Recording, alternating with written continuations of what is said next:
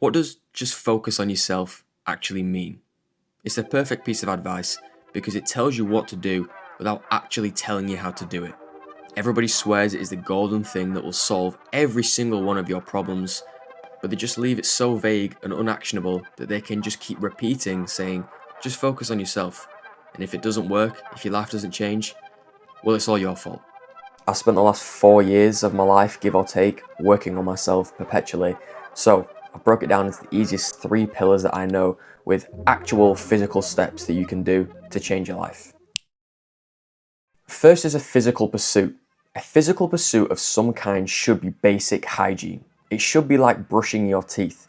If you lived in a 2 foot by 6 foot box your entire life, you'd want to make sure that that box looked and worked as well as it could. Because if it looked nice from the outside and from the inside, not only would you be happy about it looking good, but if it didn't look good, it would drive you crazy.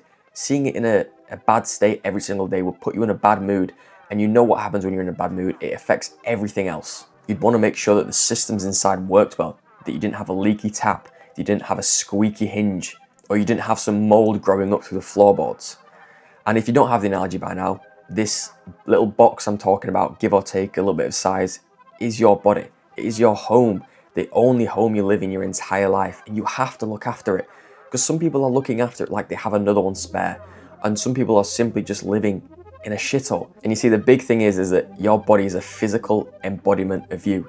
It is a physical embodiment of how you respect yourself. I've said this many a time that people are going to respect you less if you are severely out of shape, and also if you start to see people who are in really good shape and you resent them for some reason, think, oh, they're egotistical, they're big-headed, they're so full of themselves, you are insecure. And also, whereas I'm more sympathetic probably than most people, I'm a little bit more understanding that other people aren't. Other people look at you not being out of shape and they disrespect you because of it. They will count you out things before you've even started, whether that's making you friends or just in general how people see you, or even how their opposite gender sees you. You will get little manned if you are out of shape, and you can either cry about that fact and whinge about it and say, oh, we need body positivity, or you can just get in shape. And I'm being serious when I say this, it is not that hard.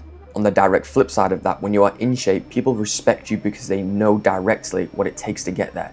They know it takes discipline and hard work that most people aren't willing to do, and you can't help but think, damn, fair play.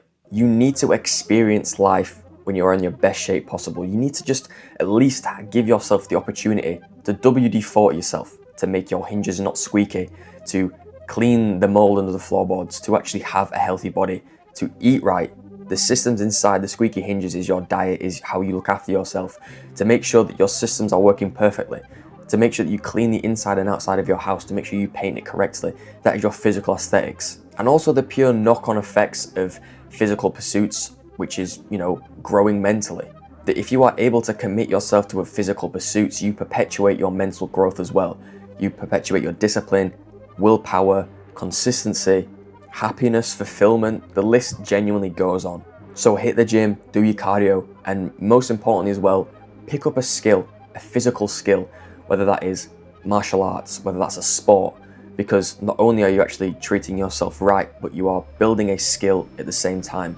You are chasing fulfillment, you are bringing yourself joy and happiness from doing exercise as well. Now, pillar 2 is awareness. This one isn't necessarily talked about as much as one of the big figureheads, but in my opinion, this is step 1, and this is the most important thing as well. Now, this is how I was actually first introduced to self-improvement, self-development via meditating and what meditating can do for you. A lot of people know the general benefits of it, of reducing stress, calming you, allowing you to be more mindful, allowing you to be more aware, reducing your anxiety. What I found was most powerful about it, and also powerful about becoming more aware, is that you learn the ability to be objective and not subjective. You remove the limiting belief systems you have, you remove these negative biases that you have, and you can move through life actionable. But the biggest benefit of all is you are able to be honest with yourself. 99% of the problems that I ran into, and probably the problems that you run into as well, are problems with not necessarily not being able to be honest with yourself, but not being aware enough to be able to have really hard conversations with yourself. I wasn't aware enough to have hard conversations, and the thing is about hard conversations is they are the specific actionable things that propel you forwards away from what you don't want and towards what you do. Why am I unconfident? Why do I actually hate myself? Things I could only answer once I was more aware of what I was doing and who I was. It's allowed me to become a better person because not only can I actually see what I'm doing, but I can see who I am. And it can even break down into simple things like, am I being lazy right now? Or am I actually over fatigued? Do I need a rest, or am I just being a pussy? All of that change, all of these life-changing questions, all of these answers come after being aware. So how? Like I said, meditating is probably the most common thing, but you don't even need to be meditating in the traditional sense of sitting down and crossing your legs and going, right? Although that does work very well, and I will die on that hill that meditating is one of the most powerful practices you can do. You can meditate anywhere. You can go for a walk. You can just sit still. You can be anywhere. The whole point of meditating is it's just being aware of your surroundings and feeling and noticing without consciously almost doing it. Now, the other ways of becoming more aware are a little bit more active, i.e. journaling or verbal journaling, which is what I like to do a lot, because journaling is where you learn about yourself. Everybody learns about themselves through time, but journaling is the way that this time is compressed into its most effective form. It's the process of working through a problem that you know you have to find an answer that you didn't know you had in the first place. And especially like verbal journaling as well, I'd take walks and I'd just talk to myself until my head was basically empty and clear. And you'll be amazed that just the process of starting to talk to yourself, the process of starting to write out your problems is the first step in working through them. Now, the third pillar. This feels like a buzzword at this point, but it's dopamine. So I'm just gonna cut out everything and compress it into what you actually need to know. Dopamine isn't necessarily just your feel-good emotion, it's your motivation. When your dopamine spikes, your brain thinks, I like this, I want to do it again. It's a motivation to do it again. Your brain essentially likes to chase dopamine because it feels good to the brain. The problem with today's world is that everything is manufactured to have dopamine and everything is manufactured to make you want more of it. Social media, junk food, the habit that shall not be named, all that sort of stuff that really makes you feel shit is simply because it's a bad type of dopamine, that it's a motivation that is, you kind of just become a dopamine junkie. You are chasing your next high. You chase this little dopamine spike and you get it and you're like, oh, brilliant. But then it doesn't last forever. So you dip and you have a fat come down and then you're like, oh my God, I need this dopamine again quickly. And then all of a sudden before you know it, you are reliant on dopamine. You are reliant on social media, reliant on junk food. You're relying on quick fixes to just feel baseline rather than feeling baseline and having a dopamine which makes you feel good. A key part of working on yourself is fixing this system.